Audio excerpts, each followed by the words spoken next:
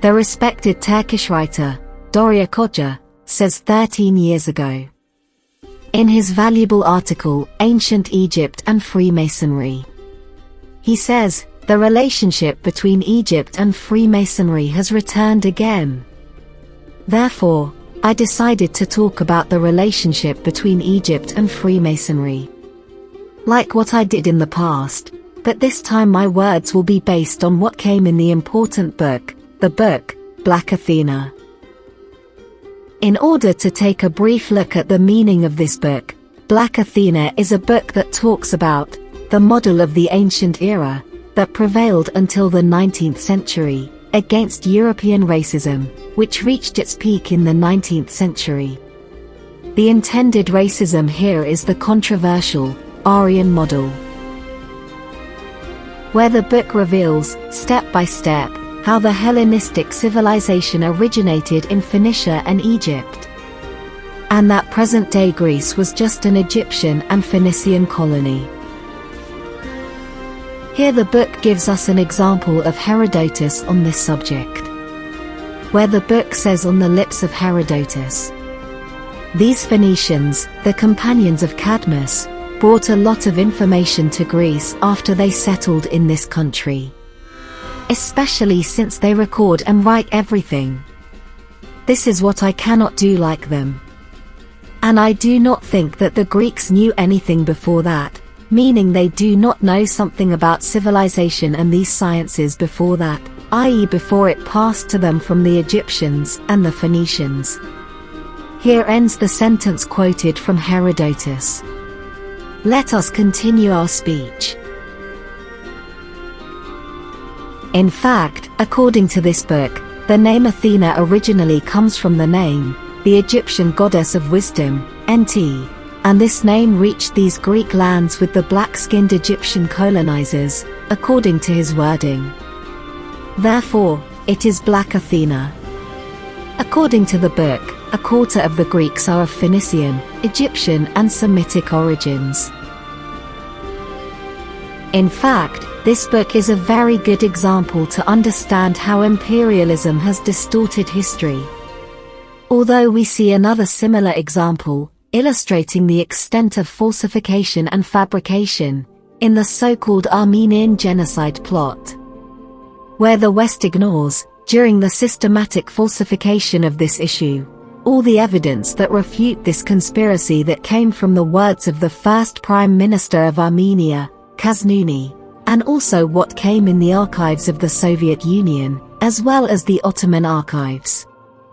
Even British documents, which was revealed by the Irish socialists. Although they know the truth and have all this evidence of the innocence of the Turks, they are still promoting the idea of stigmatizing Turkey for this fabricated crime in their official and parliamentary circles. In fact, we mentioned this point because it is interesting and closely related to our topic. It provides us with a clearer perspective and picture of the esoteric imperialist organization of the West within itself, that is, within Western society, in order to exploit the East. Where this Western esoteric organization exploits the European peoples first, then uses the opportunities and gains it obtained from exploiting the East, in order to continue and gain itself the ability to numb people with social democracy in Europe. In addition to providing opportunities for wealth and enrichment in the United States. In fact, had it not been for the permanent exploitation practiced by this esoteric group against the East, it would not have been able to preserve the European model, which is calm in the guise of the narcotic democracy in Europe. And the Europeans would have discovered a long time ago that they are mere sheep and gears revolving around the goals of an imperialist secret system. In light of all this atmosphere of exploitation of the East mixed with the deception of the West with the availability of wealth in America, the esoteric group maintains the rule of everyone according to its double-class perspective in a way that not everyone understands, to remain on the throne of the hidden imperial rule. Let us now return to our main subject, whose concept will extend to the present day, starting from ancient Egypt. The religion of Freemasonry and its destination. Let us first talk about one of the most important concepts on which the Masonic ideological thought depends. The tripartite unity and the external structure, which was simplified in the minds of the followers of some religions later onto the idea of what is called the Holy Trinity. Whereas, according to the book we are discussing, Black Athena, and in the part named by the author, the remains of the Egyptian religion are Hermeticism, Neoplatonism, and Gnosticism. According to the author, the remnants of the ancient Egyptian religion lived in secret groups. They believe among themselves that God can be reached individually or within esoteric sects. There was a belief in these groups that, in order to reach God, an oath of secrecy must be taken at the entrance and initiated with them with a mysterious initiation ritual. Because they believe that they have a nature confined to a specific category and not available to the general public. Therefore, they have always been against disclosing information to the public. Information must flow from teacher to student in a long, secret, and ambiguous process. According to that concept, they provided an interpretation of belief in the idea of the Trinity, existing between the Gnostics and the Neoplatonists and Hermetians. According to the first, which included Christianity, there was a father god, a son activating his father's mind, and a third power that acted as a bridge between these two powers. May God be exalted above what they describe. In the second interpretation they adopted to mislead another category. He was called the God that Jews and Christians jointly worship together. Demiurgos, where they presented the idea that the true God is hidden behind the God called Demorgos, and the secret of God was the pure thought or the first principle, against the act of creation according to Platonism. The third member of this trinity was called the Spirit of the Earth, the Mind of God, and living matter, but its real function was as a bridge between the two forces and to separate them from each other. And since the hidden God, unlimited, they say that people with limited and small thoughts cannot understand, recognize, or visualize him. Maximus explained this idea as follows. God who is greater than time, eternity and the flow of existence. He cannot be called the owners of the laws, or speak with any voice. The eye does not see it. But we who are incapable of apprehending its essence can only take advantage of the help of sounds, names and images. And hammered gold, silver, plants, rivers and mountain peaks. Because we thirst to know him. Maximus finished. Although this is true, and that the mysterious hidden deity could not be comprehended, in such esoteric formations, the elite had beliefs that they could get close to the hidden deity, which they also call the first reason, and here the idea of class philosophy was born. Class philosophy. In Latin is the term, neof, and this term is referred to by the author of this book, and it is a concept that we need to know and learn to understand today's world. It is, neos, confession, and the intended and real esoteric meaning of Freemasonry, knowledge of the elites, or the literal meaning, the intuitive acquisition of knowledge of things, but the different esoteric sects interpreted the word, this neos, each according to his beliefs and desires.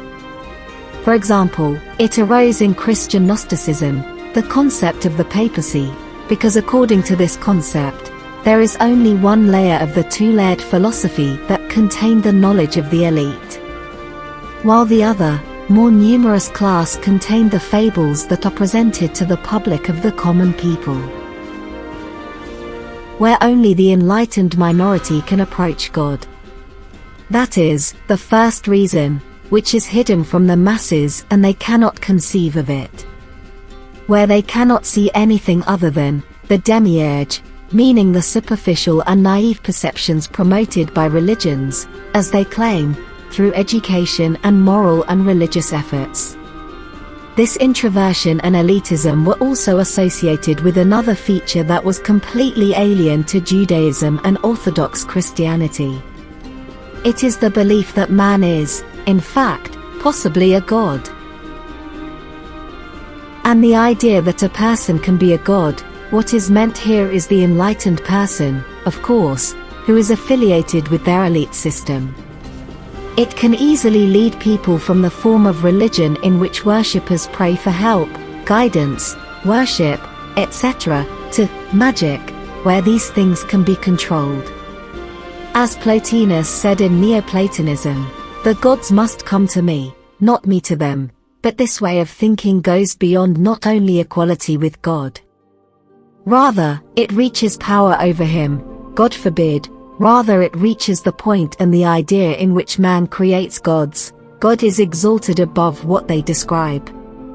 Forgive me, I am only conveying to you their thinking and feelings, which all stem from the satanic thought, in which all the meanings of arrogance and the attempt to dissolve from the reference to God Almighty, they are indeed devils walking on earth. Let's continue. Those who followed my previous post about what is called the missing symbol, have known that the part related to the belief that man is likely to be God, and that God is the sum of all men. He was very familiar and recognizable among them. Where it was the main idea that Dan Brown came up with, as we can understand that what is called the missing word or the missing symbol, by Dan Brown. Contrary to his claim, it was not lost globally and historically. But it was only the missing word, for Egypt, and its ancient beliefs, derivations and synonyms. And they are the owners of this satanic belief that easily makes a person or a pharaoh a god. Where he is the one who knows everything and can approach the hidden gods and recognize them and imagine and realize the first mysterious reason that the public cannot know. He represents the head of the elite that enjoys self-knowledge of the things we talked about a little while ago. Thus, we understand the origin of this Gnostic Masonic belief, from where it began and from where it originated. Whereas, although they promote among themselves these days that they are gods or are likely to be gods, it was the ancient pharaoh who explicitly showed this belief in the world. And he said it with the fullness of his mouth like this, I am your Lord, the Most High, and I do not know for you a Lord but me. And this satanic concept we clearly see that it greatly exalts the value of the elite and greatly underestimates the value of the common people or the mob. Let's finally come to a conviction with this deviant elite. And it is that the rest of humans without them are like them, such as sheep, rams, goats, and the rest of the animals, whose brains cannot imagine anything about God other than the demiurge, i.e. the image and superficial understanding, which is described by the schools of morals, especially the religious laws. According to their claim, and with their low belief and estimates about the amount of understanding and awareness of these public, it makes them violate the life of the public itself and make it worthless and completely equal to the value of the life of the rest of the animals. Consequently, large numbers of them can be easily and conscientiously disposed of, if they see the need to do so. Where, as we said, they consider themselves gods, and therefore they have the right to divide the same destinies among the rest of the creatures, including other human beings. Thus, the concept of crime or cruelty does not make sense if it is applied by them. This concept remained in ancient history prevalent, until it collided with the Holy Quran after it was revealed to the Messenger Muhammad, may God bless him and grant him peace, as the Quran contained concepts that were more sublime, fair, and genius than those that they even thought about their elite and unique consciousness. And the Quran became the true revealer of the true meaning of God in its mysterious and more lofty concept. Consequently, their position and thought, which they created in their imaginations, no longer have any value that competes with the deep meanings of the Qur'an. Thus, the Qur'an became their greatest enemy that threatens their hidden society, where there is no longer room for intellectual competition. As the Qur'an blows up all the concepts of the demiurge, which they have always accused the public mind and the rest of humanity of. And there are higher, abstract and real concepts. Hence, they had to resist the Qur'an and Islam, so that they would have a place between the meanings of divinity. The concept of magic and its relationship to fate. Says the Turkish writer, Dariya Koca. Once again, at this stage, it is necessary to quote a part of Papus, from his book, Reincarnation, about the magic cast to rule or control fate in Egypt, or rather in the Egyptian belief. But first I need to clarify the concept in other details. The stars had a great status at the beginning of Egypt and Freemasonry. Benol gives us a brief explanation of why the Egyptians arranged the pyramids according to certain stars.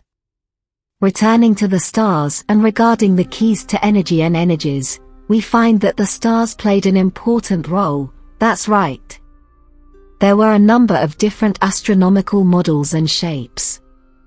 But the most influential is the model invented by the astronomer Ptolemy, where he says that the sun, the moon, and the fixed stars revolve around the earth in their own spheres, and therefore in order to reach the ideal world, and he means the pleroma, it was necessary to go beyond them, that is, these stellar forms. Like existence and transmigration of the soul from one body to another. According to this perspective, this process requires what is called bypassing the balls prior to the spirits, and it is called Kalabella, and here we need to add to what Benol said in order to clarify the issue. In tradition and esoteric belief, it was believed that every human being had an astral body, in addition to his known physical body on earth. For this reason, there was a belief in ancient Egyptian beliefs and Egyptian Freemasonry, as is the case in similar schools, that a person is born in the world of stars with his astral body after his death. Again, they believe that the soul always directs the physical body on earth and guides it through, and in accordance with this astral body. And in a different way and in contrast to those restrictions of physical movement on earth imposed on our physical bodies according to what happens in our dreams. It is our astral body that comfortably transcends conventional spaces and laws. And when we think that we have woken up for a moment during sleep, and we try, for example, to turn on the light in the room or try to communicate with the physical world again, the reason that we cannot do so or even hear our voices is because of the type of body that we are using at this moment. Because it is an astral body. According to Babos, the origin of the initial preparations for coexistence later upon death with this astral state, which must be experienced after death in Freemasonry, is also Egypt. The gates of heaven are referred to by the ancient Egyptian word, Ro, which is also the name given to horns with black spots, and this is the reason why the Egyptians, along with the Pythagoreans, avoided and hated horns. It is the symbol of the gates of death and the secret of secrets called Proserpina, which is the Latin name for Persephone. And in the Book of Reincarnation, page 62, the meaning is as follows. The starter was insoluble. He consciously passes through the gates of this death. He's back again. And he was confident of the hereafter. He was also sure of the existence of the sun and the moon. And according to Papus, these preparatory practices, whose purpose was to prepare for a posthumous astral realm, will facilitate the work of novices or disciples belonging to Freemasonry. after death. Except for suicide, since the feeling of death that occurs in normal development is not painful. This feeling reminds us of the same feeling when we are on a floating ship. Hence, the ship of Isis and the symbolism of the boat of Charon, and all the mythical ideas that reflect what the public feels in the astral plane for contemporaries, arose. Since existence and consciousness do not believe that he was exposed to what we call death, where only he thinks he is sleeping and dreaming. The new astral organs must become accustomed to the situations, plans, and stages that will continue to develop from now on, i.e. after death onwards. Since there are no leaps in nature, adaptation to this new situation also develops slowly, depending on the previous spiritual development that took place in this world and the earth, which they call enlightenment. So that those who became enlightened and belonged to this belief in this world are the most fortunate and able to adapt to this new astral state after death, compared to other ordinary people. This process has been trained before during normal physical life. They can pass through this stellar stage among the zodiac more easily, compared to the general public, religious, who consider them less enlightened. They believe that this astral transit and return to life, or awakening again, but in a stellar form, takes from a month to a year on the earthly scale. This is indicated by the skeleton placed at the entrance and exit of the so-called Red Room. The new transients towards the new astral life in the first burial stage on Earth are called Rosicrucian, and they are provided with a high degree of comfort and pleasure. Especially those who did rituals, introductory practices, and training before and during their death. But all of the above is not the most surprising thing about this Masonic belief. As the example that we will talk about now about the idea of unnatural reincarnation is the most surprising. And it is about the concept of managing destinies by magic, where we will now talk about another form of unnatural reincarnation beliefs that have existed on this earth for many centuries. It is called by the Egyptian Freemasons the double reincarnation, where this secret has not been deeply discovered yet. In fact, the Egyptian Masons wanted and tried to do what we did not realize the greatness and horror of the criminality inherent in it until today. It is the confrontation of the strongest and most terrible force found in nature.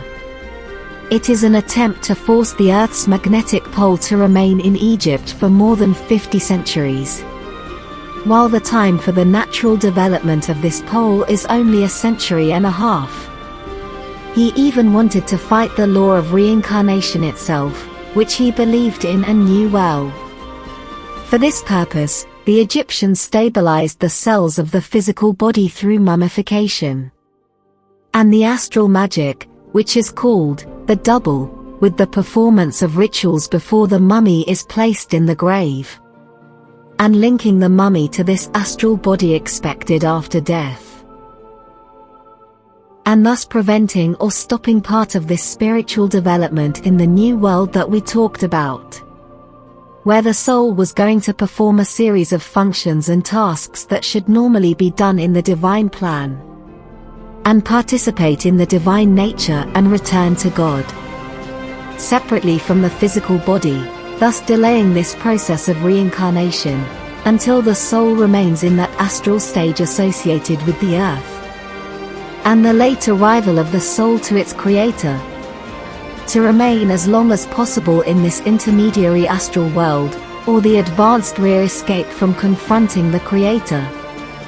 It is madness itself, my friends, mixed with the greatest possible amount of disbelief, ignorance, and arrogance. Exalted is God above what they describe. The burial cities and tombs were like cities for astral beings among the Egyptians, or rather, the ancient Egyptian Freemasons. For the ancient Egyptian, this astral life was much more important than his normal mental life on the surface of the earth. They even made the food, servants, and money in the grave useful and used by the new astral being in his new life.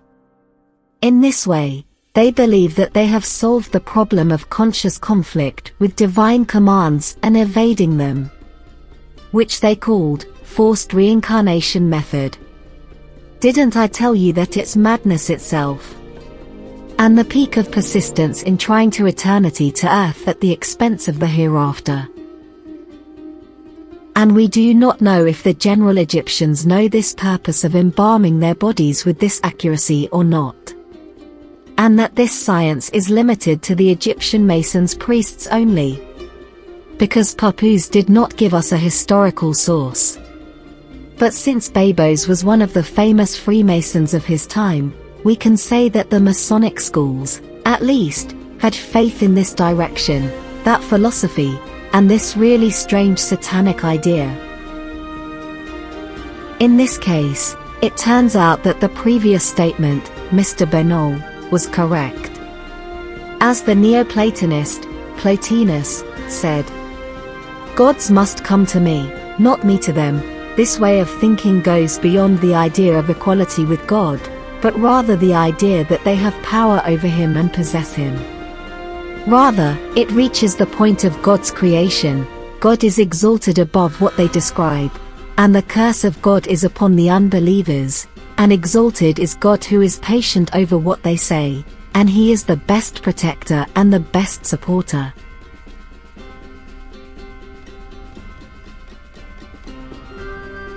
Masonic politics.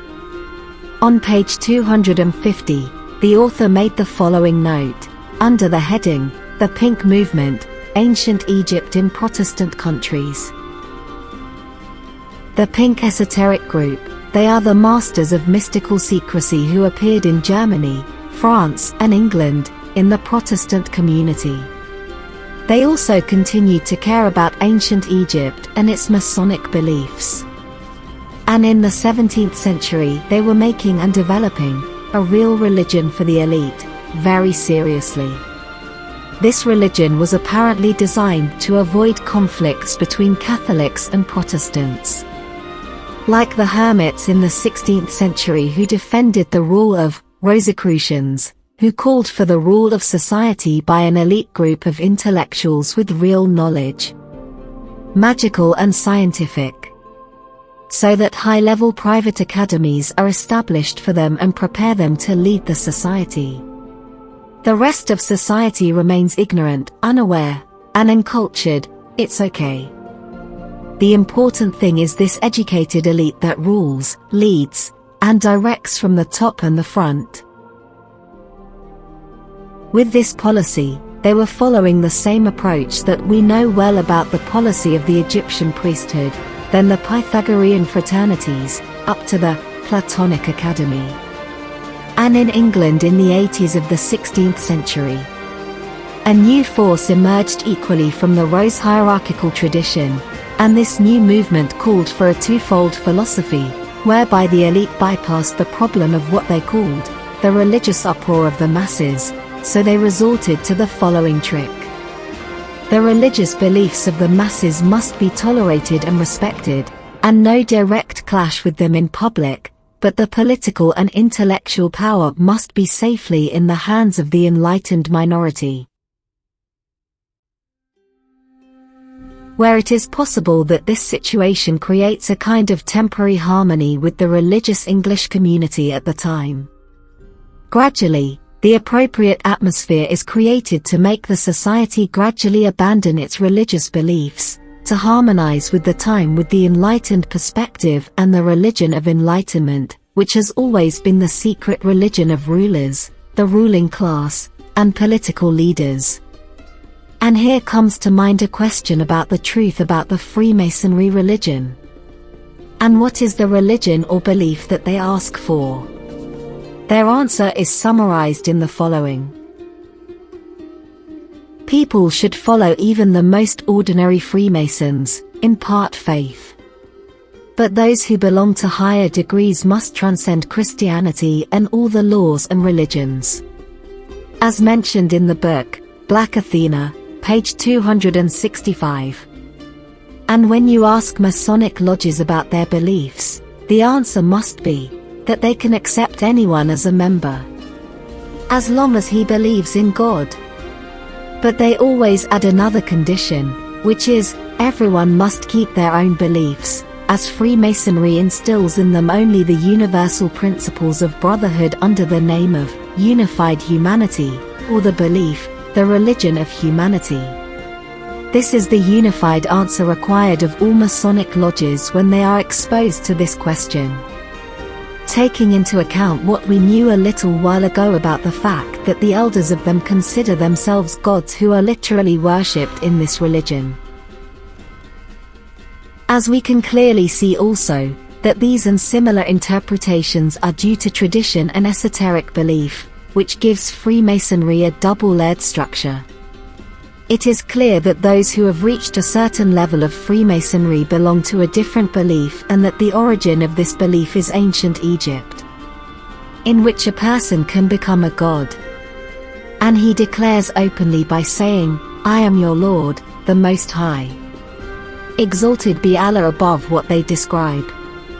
Blessed be the Lord of the heavens and the earth, Lord of the great throne. Blessed be God the Great, Lord of everything and Lord of the first and the last.